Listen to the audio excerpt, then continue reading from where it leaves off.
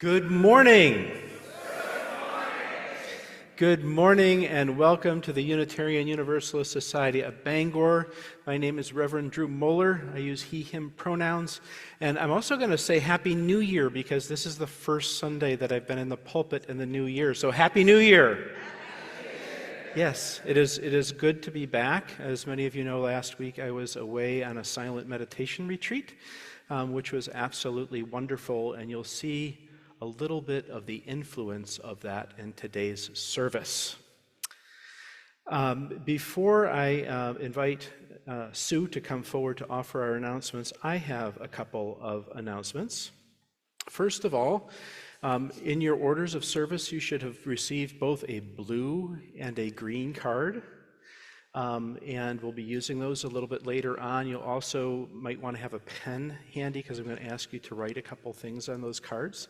If you don't have a card, just raise your hand and Phyllis will bring a card to you.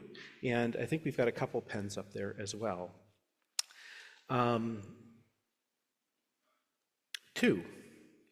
After the service, Membership Fellowship Committee and I will be hosting a minister chat down in my office, probably around 11:35 or so. So if you wander down to my office or if you're visiting and you'd like to find out where my office is, you can just ask a couple folks and we'll guide you down there.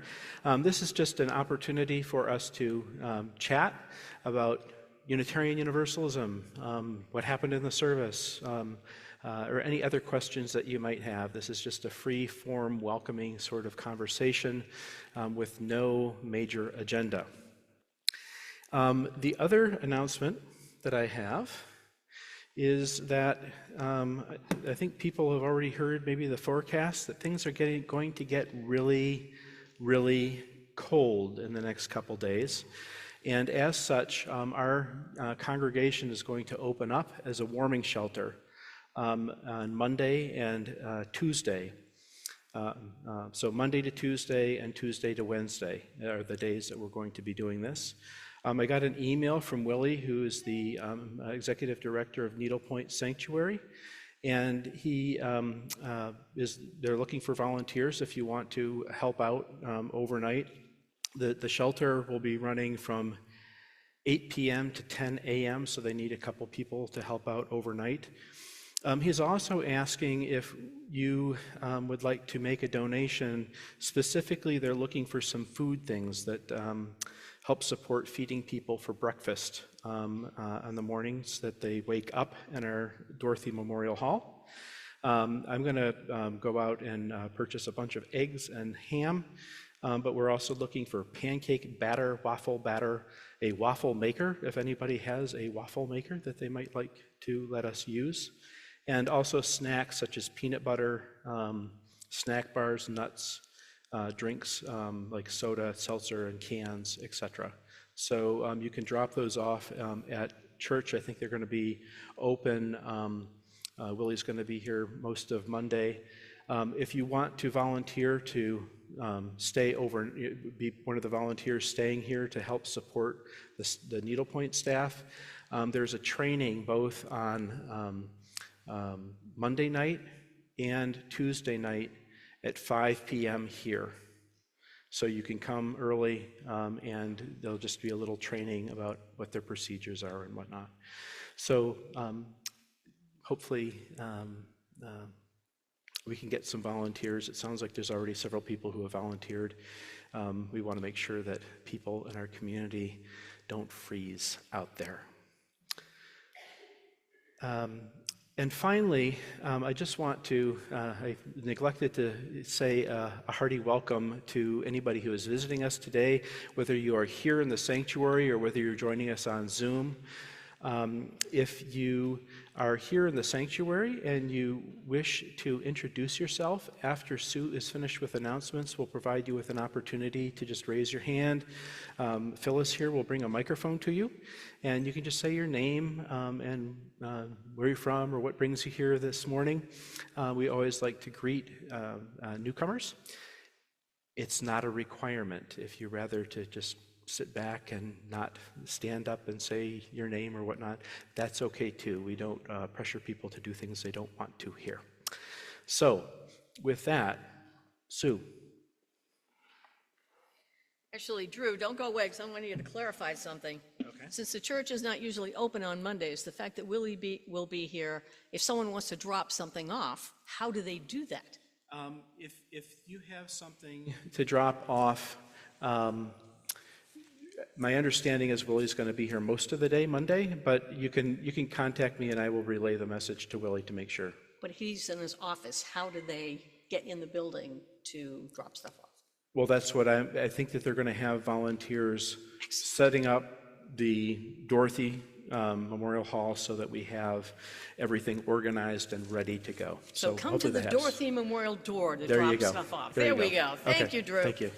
Okay, on the list of other announcements, hey, game night is coming up. Now, if you're not familiar with game night, it's going to be on February 1 from 6 to 8 in the vestry, which is in the room right down below us. And it is so much fun. We come, we play games for 2 hours, we laugh, it's lovely. Bring snacks if you want, bring a game if you want. We always have more games than we know what to do with. This afternoon, Faith Linking in Action is holding their 3rd annual Martin Luther King celebration, 3 to 4:30 at the First United Methodist Church on Outer Essex Street. They're going to be showing a documentary, Ending Homelessness in Maine. I highly recommend you join me. I will be there, as with other members of FLIA. Couple other announcements. The fair trade products, we are going to stop selling them. We still have some left. Wendy and Natalie are staffing the table, so if you want fair trade products, you want UUSP to benefit from that purchase, please see them following the service by as much as you can, because we want them to be made gone. Croons is happening on Friday the 24th at 2 p.m. Croons is for single women who attend the church. It's a time for them to get together and spend time. What? Older women. Older women, yes. Thank you. You can define that by yourself. I believe that's all the announcements. Thank you.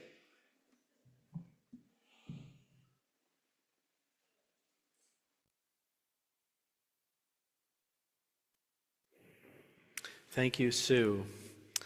Let us all just take a moment here to take a couple deep breaths.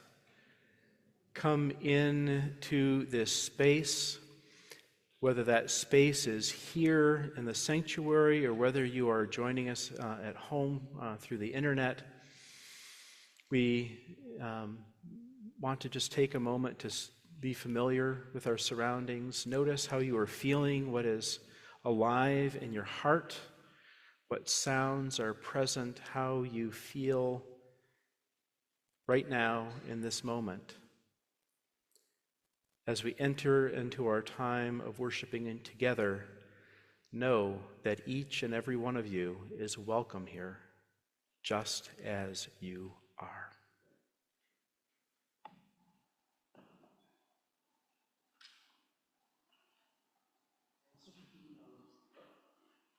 And I'm just being reminded by the choir that to welcome you just as you are, we should also let those who want to introduce themselves. And maybe I'm a little rusty today. Anybody visiting today in the sanctuary that would like to introduce themselves? Yep.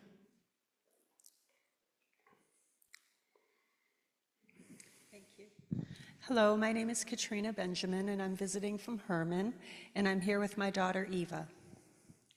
Welcome, welcome.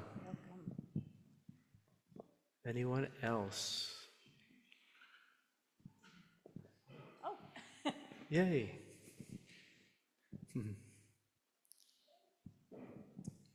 Hi there, my name is Tyler Harwood. I am a student at the University of Maine, and I'm visiting with my brother and my brother Thomas and my mother Amy. They're visiting from out of state just for the weekend, and I just wanted to come by and visit your wonderful congregation. Thank you and welcome. And just Phyllis is taking care of that. Okay, so now let us welcome our choir who will put us into a little bit of a worshipful mood on this Martin Luther King Jr. Celebration Sunday.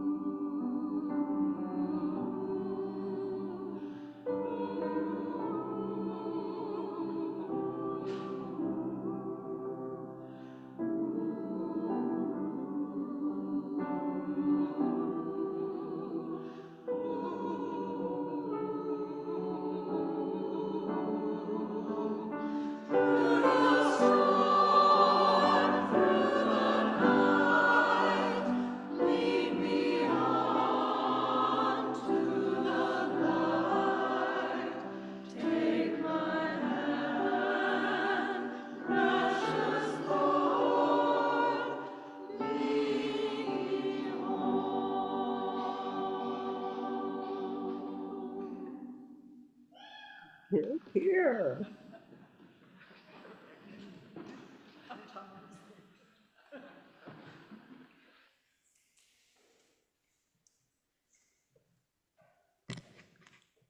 This morning, our chalice will be lit by Natalie Norton.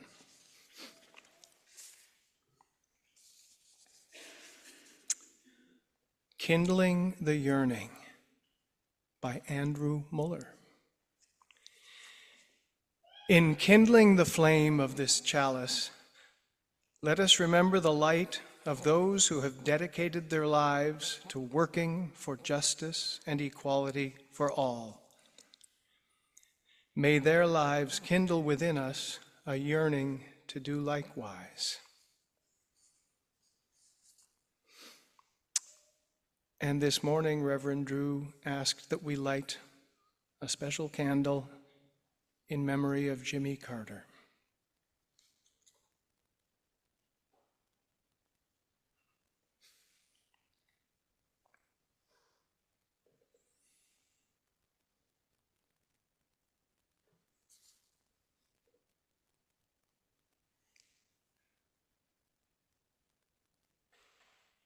Now please stand as you're able and join in our opening hymn, number 348, Guide My Feet.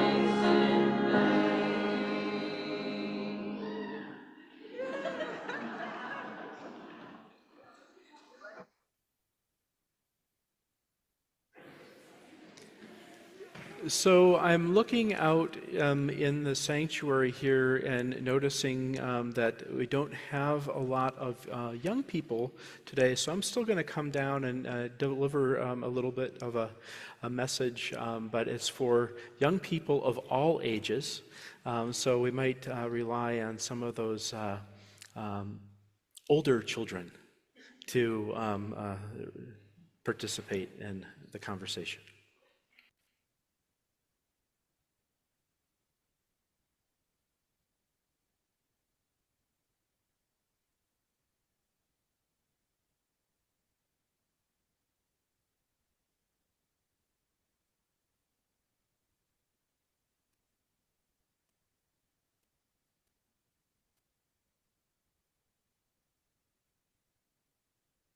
There we go. Everybody wants to be young again, right?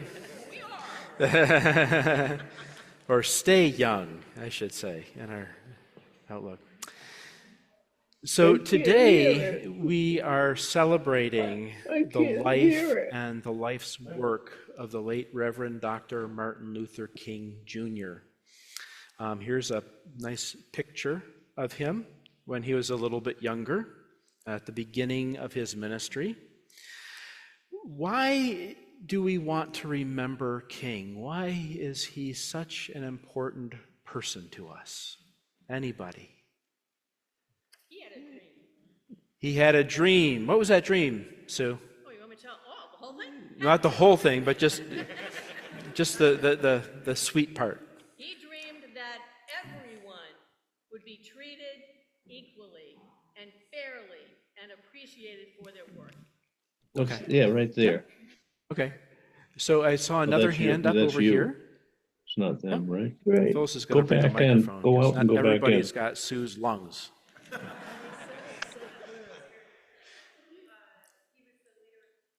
Is it turned on? He was a leader of the civil rights movement back in the 60s, yeah.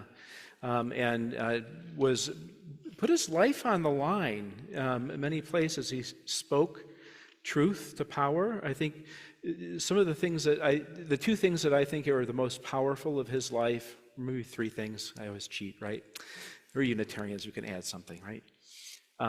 One, he was the voice of people who had been oppressed for hundreds of years, people of color, people who had been treated poorly is a gross under-exaggeration of the way people have been treated in our country. People not been allowed to own land, to have jobs, to have education, to even be able to buy houses or to have jobs that were able to build wealth.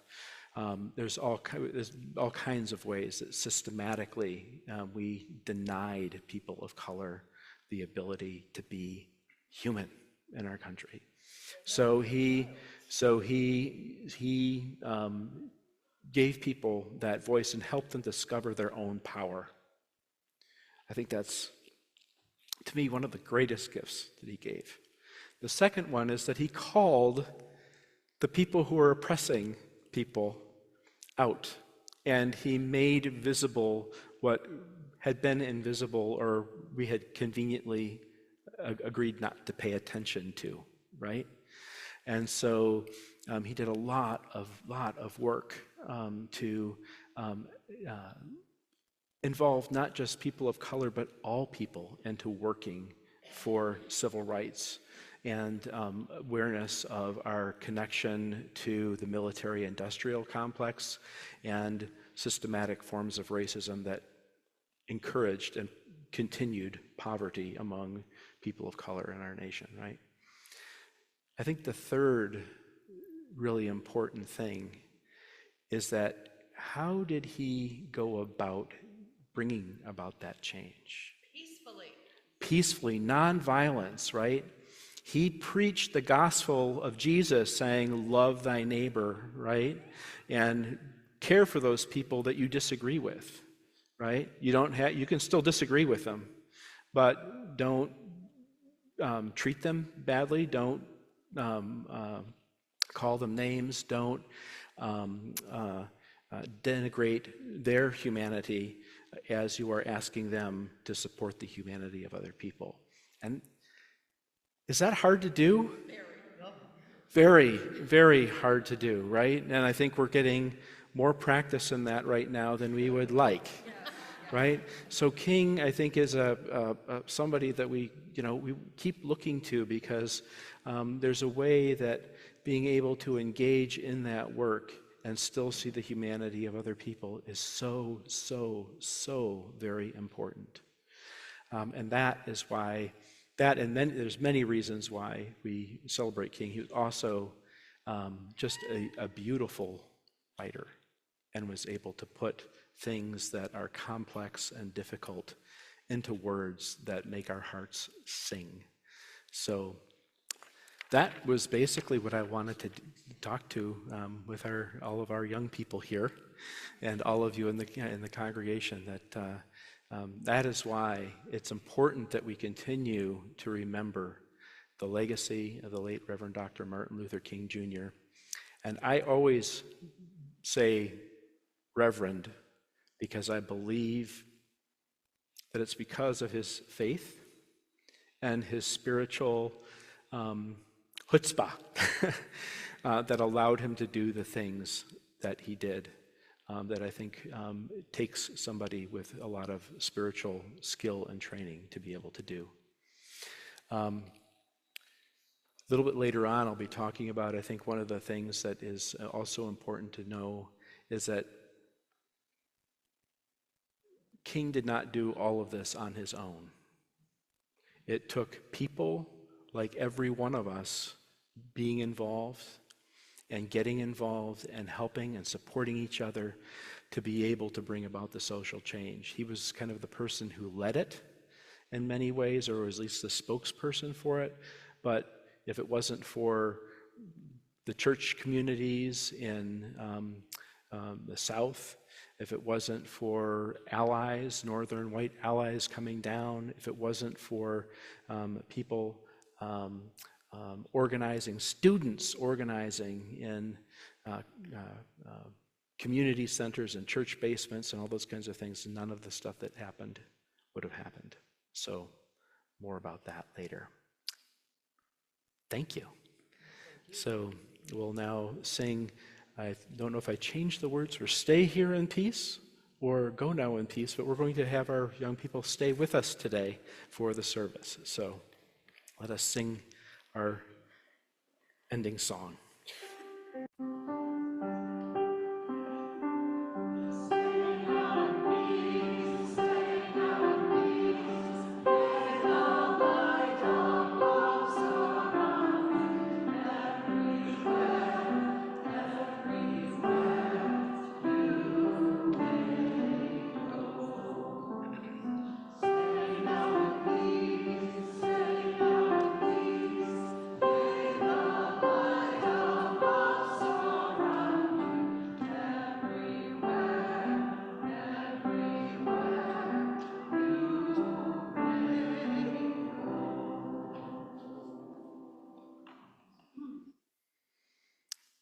Dear friends, please join me in the spirit of meditation and prayer.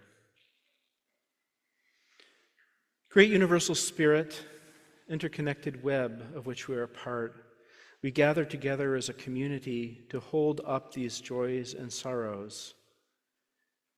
Today we hold up the sadness of loss of beloved friends, loved ones, and pets. We also hold in our heart people who have had their lives majorly disrupted by wildfires and other natural disasters. And we pray for their safety. We pray they find the support that they need to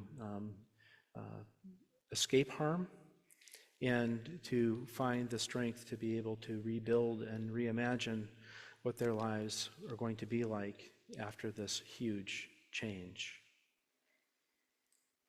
Spirit, we remember loved friends who are away, who are in the process of healing, and all those in our community who are ill or are recovering from COVID or whatever bug is going around or other physical ailments. May they find the healing and the support that they need to do that healing. And we also hold in our hearts the joys of reconnecting with families, of meeting new family members, of being able to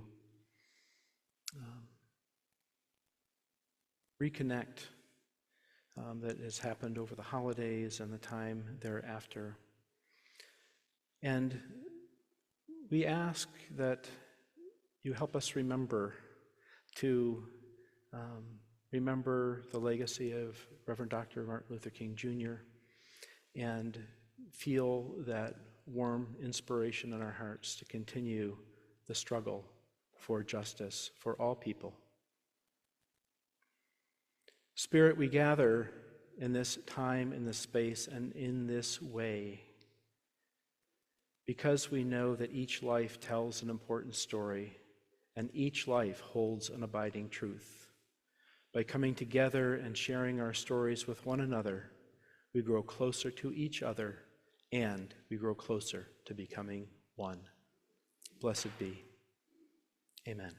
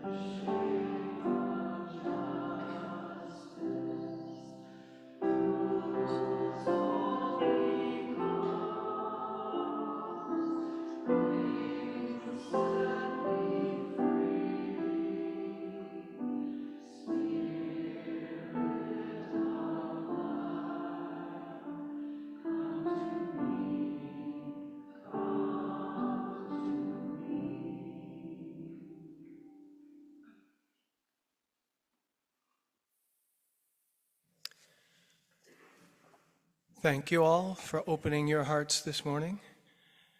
Now we'd like to give you a chance to open your wallets and pocketbooks as we take the morning offering. Today, half of the undesignated donations in the plate are going to go to the Shaw House on Union Street, who operate an emergency shelter for homeless youth, a street outreach program, a health clinic for the homeless youth, and an on-site alternative education program, helping them towards earning their high school diplomas.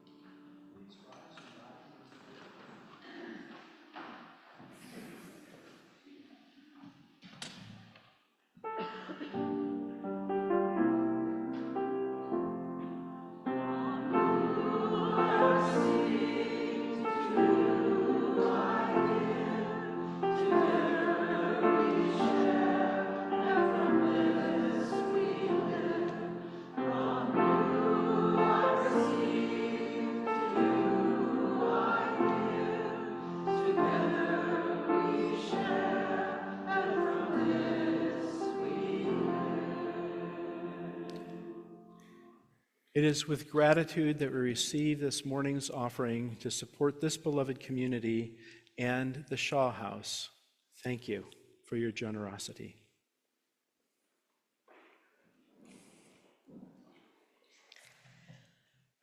Before I do the reading this morning, I would like to mention that the introit that the choir sang at the beginning of the service was picked by Sojourner because that was Martin Luther King's favorite hymn. So that's why we did that in honor of him today. The next is a reading by the Reverend Dr. Martin Luther King Jr. Human progress is neither automatic nor inevitable. Every step towards the goal of justice requires sacrifice, suffering, and struggle. The tireless exertions and passionate concern of dedicated individuals. Blessed be.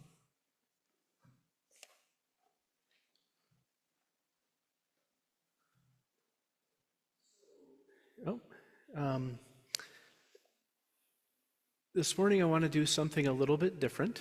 I want to offer a little bit of a guided meditation that will lean into a short activity that will involve those blue and green cards. So have those ready, but don't need to pick them up quite yet. I want to invite you just to sit comfortably and allow yourself to relax as much as you are able. Shift around, do whatever you need to do to be comfortable as we move into this time of guided meditation. Our meditation will be short but focused as we draw our attention to our awareness of our bodies, our feelings, and our general state of being. If it feels good, Take a few slightly deeper breaths than normal and allow your awareness to move inward.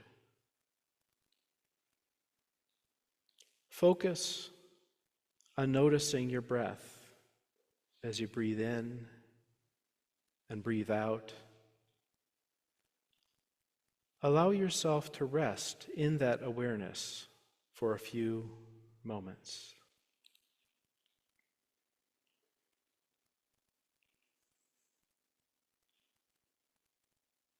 Our intention is to let go of the other things that are going on in the background of our mind and bring our attention to this present moment and be aware of how we are feeling in our mind and our body now.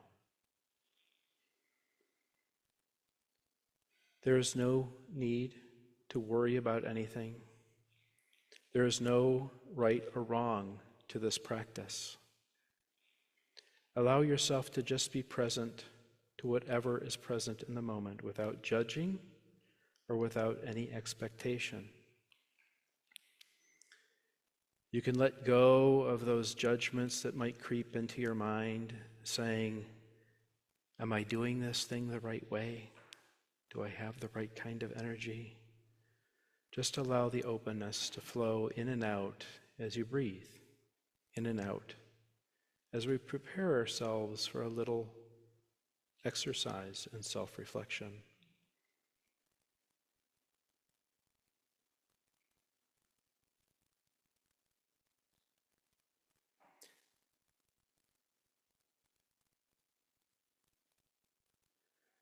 The intention of this moment is just to be present to whatever is present, even if it's resistance to this meditation. That's okay.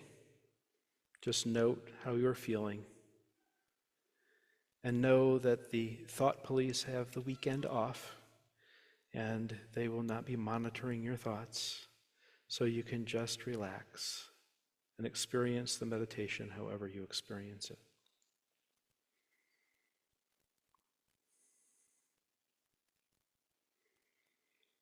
Today, we celebrate the life, work of the late Reverend Dr. Martin Luther King, Jr., and his commitment to creating a beloved community by working to end systematic racism, racial inequality, poverty, and violence. His words give us hope and vision about a better world that can be. As Sue read in our reading earlier, he said, human progress is neither automatic nor inevitable. Every step towards the goal of justice requires sacrifice, suffering, struggle, and dedicated individuals whose tireless exertions and passionate concern work to make things better.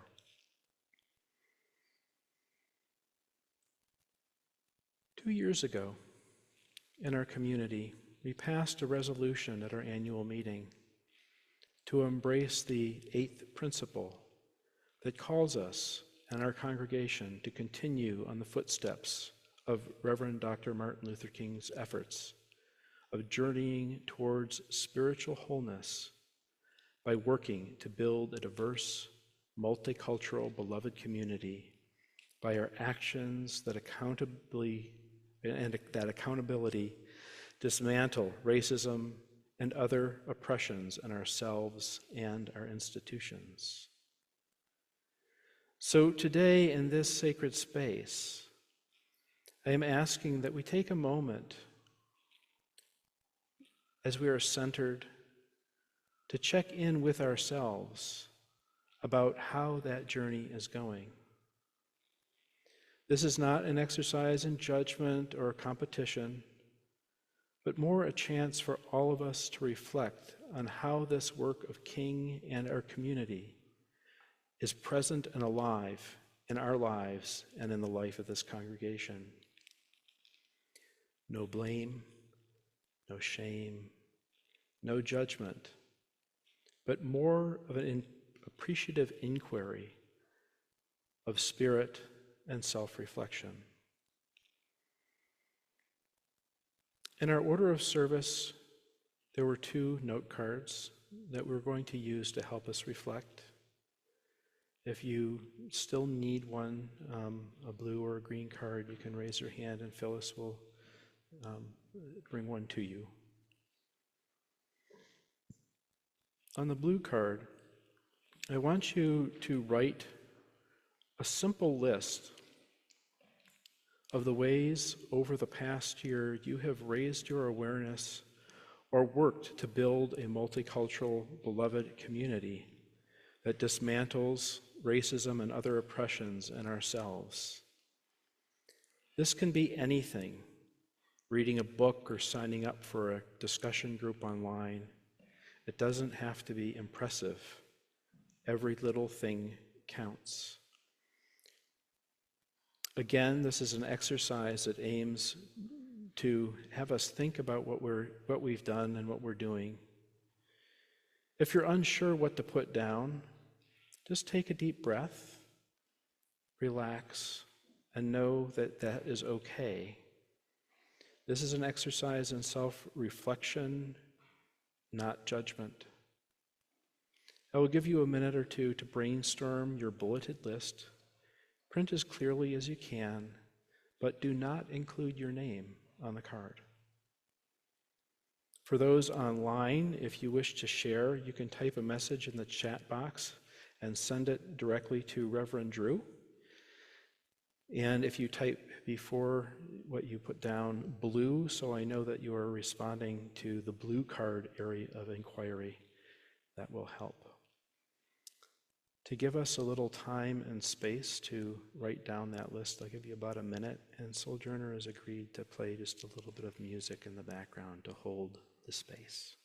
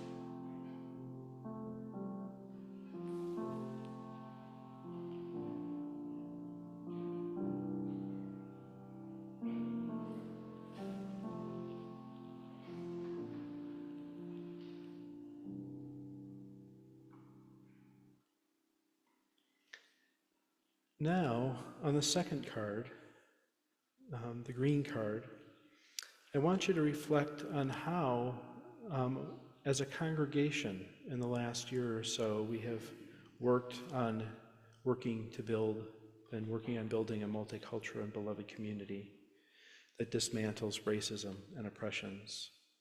Again, no little thing is too small. Just write what comes to mind. There is no correct or wrong answer. Just what you feel, you notice, and experience. Again, for those online, if you wish to share, just type the message in the chat box and send it to Reverend Drew, and type green so I know that you're responding to that. Let's just take a moment to create your short bulleted list.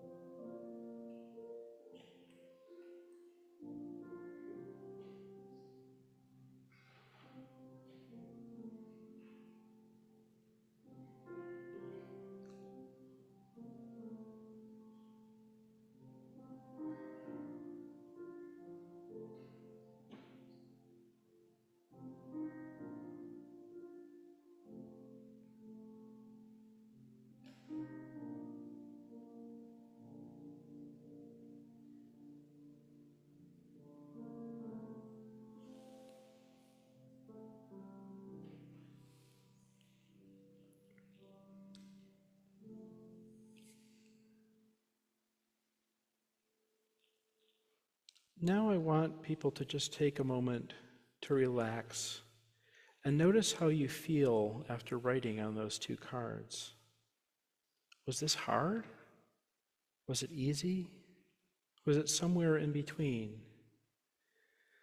Take a moment to thank yourself for participating in this process, a process that you weren't quite sure what was coming or what was happening next, but just being able to stay present was good enough.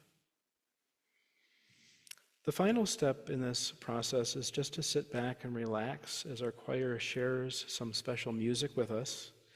And as they sing, Phyllis is going to come around with a basket and to collect your cards. This is symbolic of another spiritual practice, which is the spiritual practice of being able to let go, right? So, choir.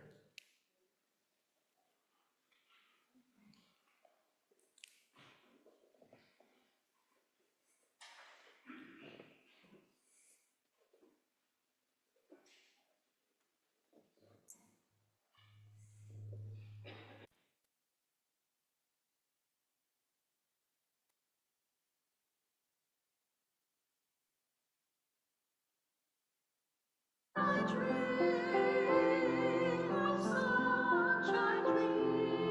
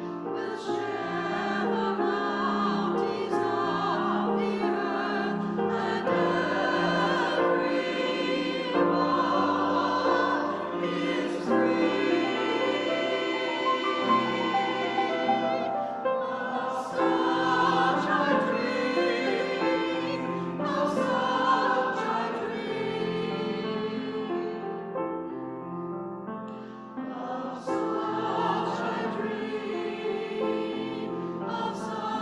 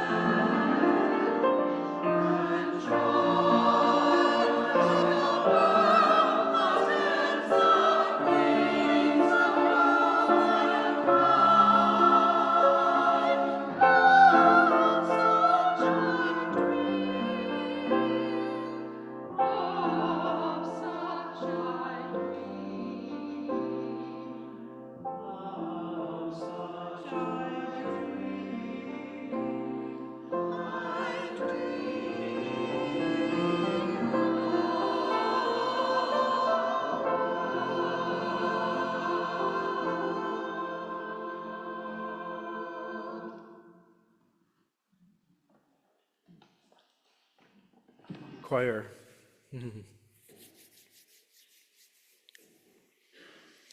So today we gather as a community to celebrate the life and legacy of the late Reverend Dr. Martin Luther King Jr.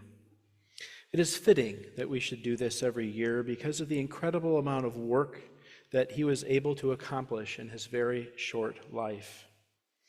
We credit King with bringing about sweeping changes to our country, especially in areas of dismantling structural discrimination, raising awareness of the crippling effects of poverty, and a reliance on violence as a means of intimidation, colonialism, and control over racial, ethnic, and social groups of one group over another.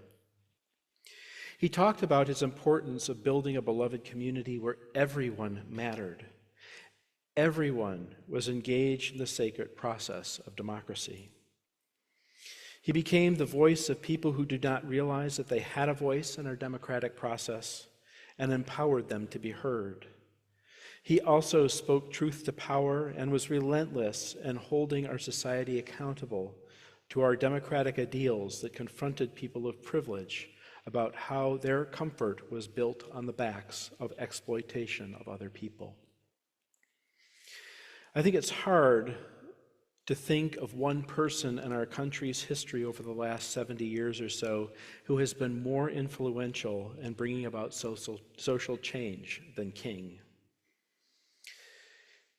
He had accomplished a lot, but that also came with a very high cost to his own well-being.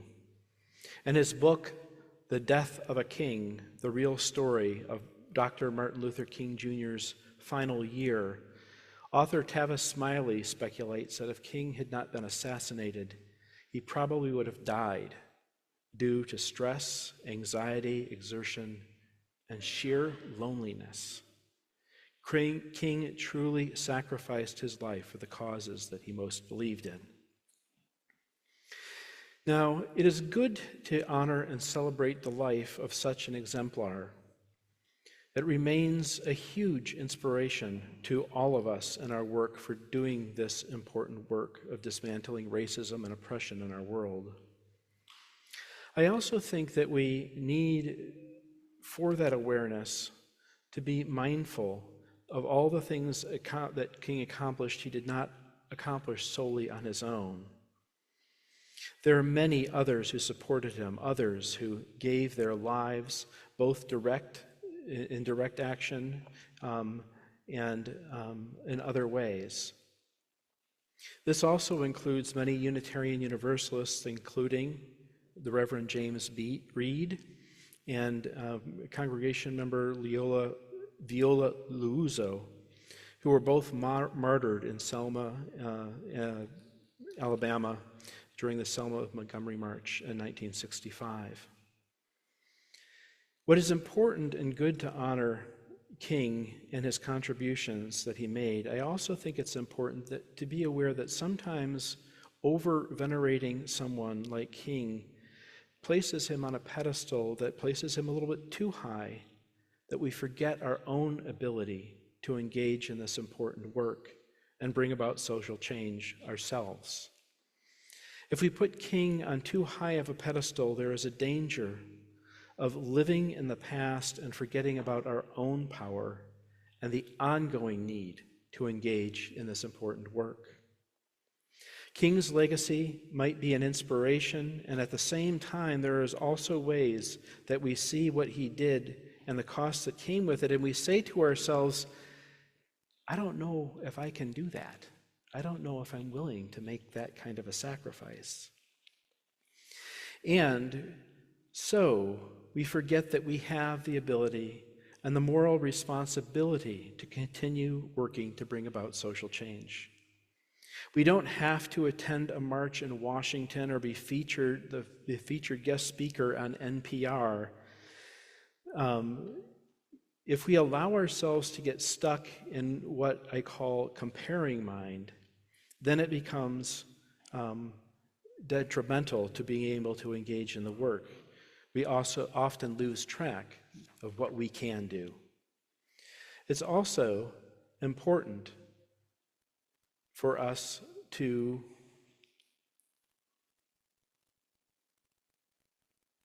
catch errors before we get to that point in our sermon. to continue to find ways that we can, in our everyday lives, continue to do this work.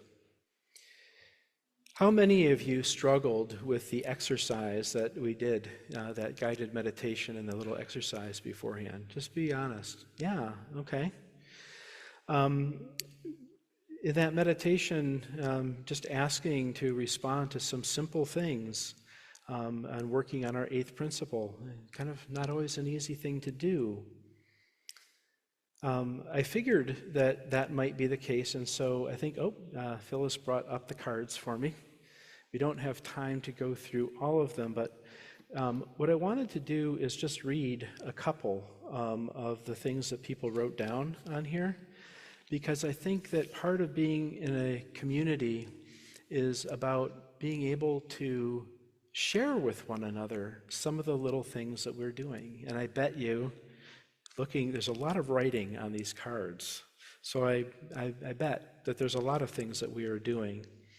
And it's important for us to make sure that we pay attention to that, to notice that, because the more that we do those things, the more that we share them with each other, the more creative ways that we'll be able to bring this work into embodied work in the rest of our lives. So I have I have written songs that the lead singer and listener toward the world of ML, that lead people to the world that MLK dreamed of.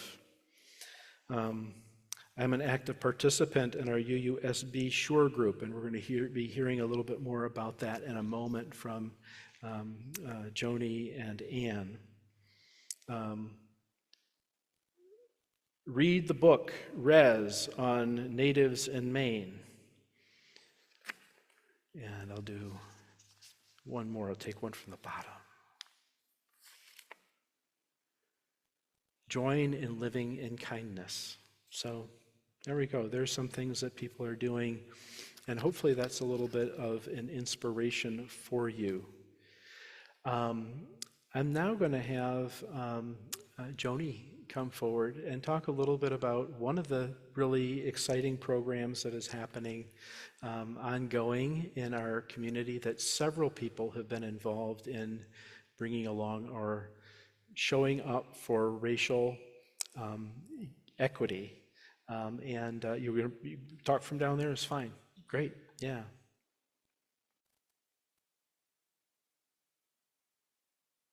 Okay. Is it on now? Okay. The term woke has been used in a pejorative manner by far-right Republicans and fundamentalist Christians to denigrate people on the left who are trying to become more aware of and sensitive to the experiences of people who are not considered part of the dominant culture. Merriam-Webster's definition is to be aware of and actively attentive to important societal facts and issues, especially issues of racial and social justice. In a segment on NPR's Morning Edition, Domenico Montanaro said, "The word woke has a long history. It was used in Black protest songs dating back to the early 20th century, including by Huddie Ledbetter, better known as Leadbelly, the singer of the 1938 song Scottsboro Boys."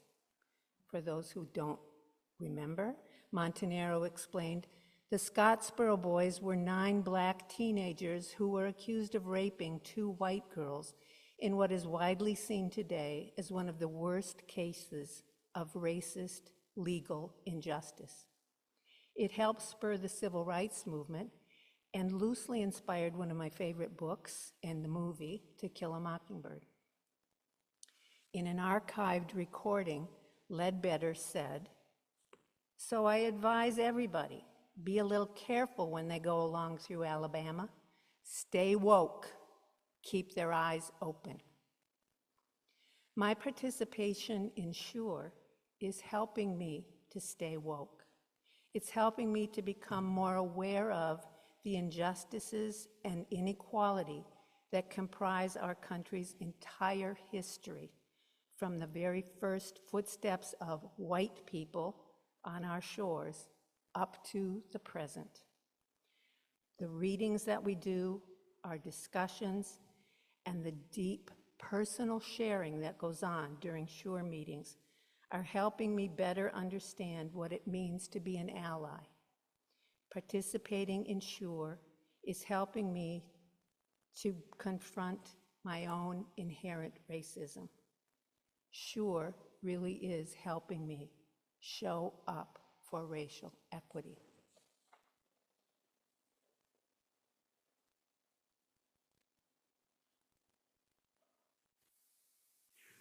Ian, you want to come forward now? Yeah.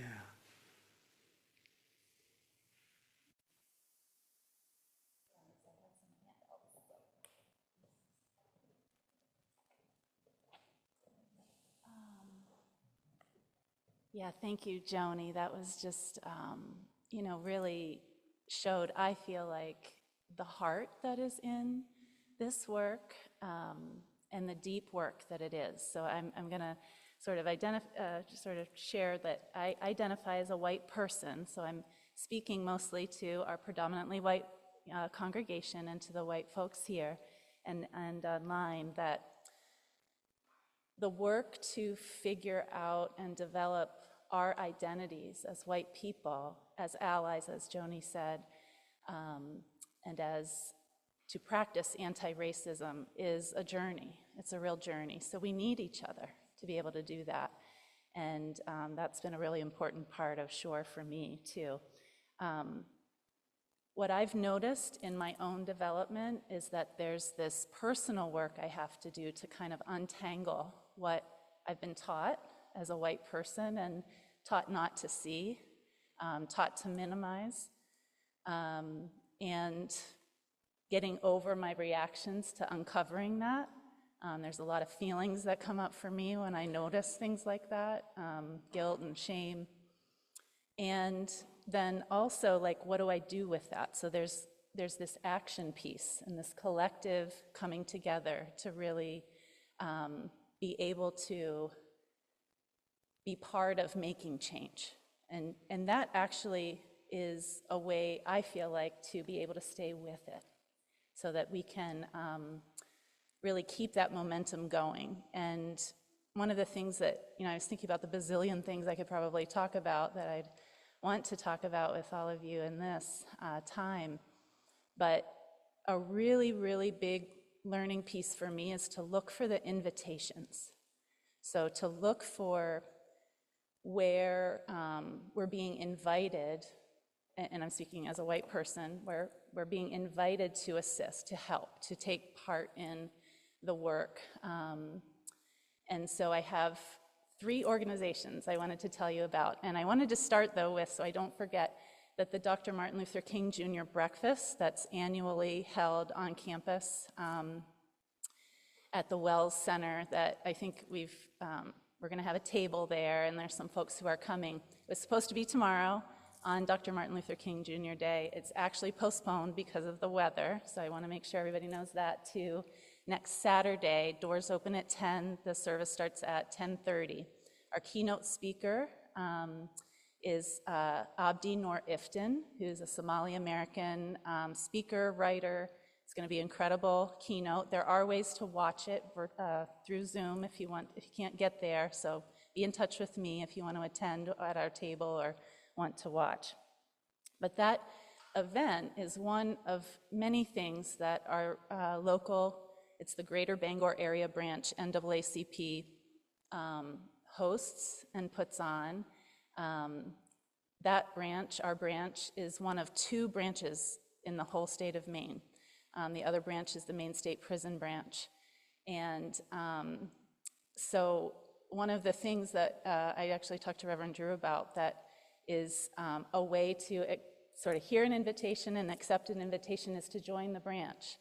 I have membership forms. I have a way you can pay on Venmo or write a check, but there are so many aspects to being able to stay connected to others that really care about this work and are centering this work, and the branch is one of those key things. NAACP has been an incredible advocate for civil rights in our country, And to keep this branch, alive and going, we need people to be able to be interested in it. So that was one thing I wanted to tell you about.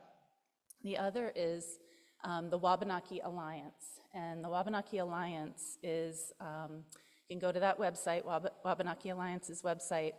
There's lots of information there about the work to recognize the inherent sovereignty of the Wabanaki nations in Maine. So they are federally recognized tribes, but they, because of the 1980 Maine Indian Claims Settlement Act, their recognition by our state has been undermined. And so there's a ton of work, probably people have heard about it, but there are lots of ways to be involved with Wabanaki Alliance, and one of those ways is if you go to your organizations and encourage them to sign on to the Wabanaki Alliance Tribal Coalition. And that's just where churches, organizations, nonprofits, businesses are saying, and we have over 315 across the state of Maine right now who have signed on to that, that's a statement that these groups support Wabanaki sovereignty. So that's a second thing that I wanted to be sure to let people know about. And the third thing, organization, is Juneteenth Down East. So I know some people go to the commemoration that's happened in Ellsworth each year. There are other activities and events that organization does to care for the well-being of people of color in Maine. And so just want to, again, they have a great website. It tells all about all the things that they're doing.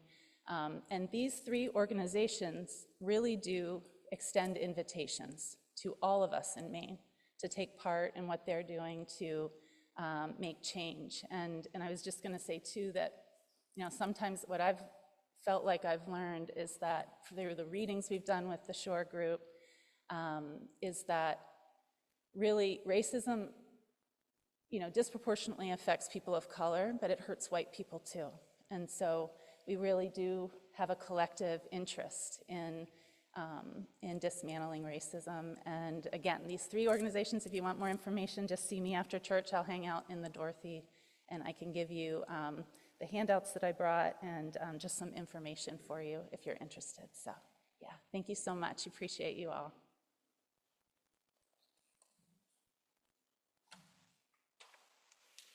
Thank you, Ann and Joni, for your sharing today and giving us some ways that we might be able to continue to get involved. And if you're looking for other ways, again, talk to each other. I think that our congregation does a lot of work on anti-racism, anti-oppression stuff that doesn't always hit the newsletter or whatnot, that falls into a lot of the ways that we look at how we do things, the way that we communicate to people in a variety of different communication modes, not just one. We at council have spent some time modifying, instead of just using straight Robert's Rules of Order, we have tried to modify those a little bit so that they're more user-friendly, that they're ways that everybody can feel involved and we don't get caught up and bogged down in process, so that voices can be heard. And we've also been doing work on trying to bring our compensation of employees and evening that out so everybody is compensated at a fair and appropriate level based on guidelines from the Unitarian Universalist Association. I could go on and talk more and more about all this stuff, but I'm mindful that we are running a little bit longer, a lot longer than normal. And I think right now that's a good place to kind of end. I'd like to invite you to join in singing our closing hymn, Lift Every Voice and Sing. Harmonies of liberty.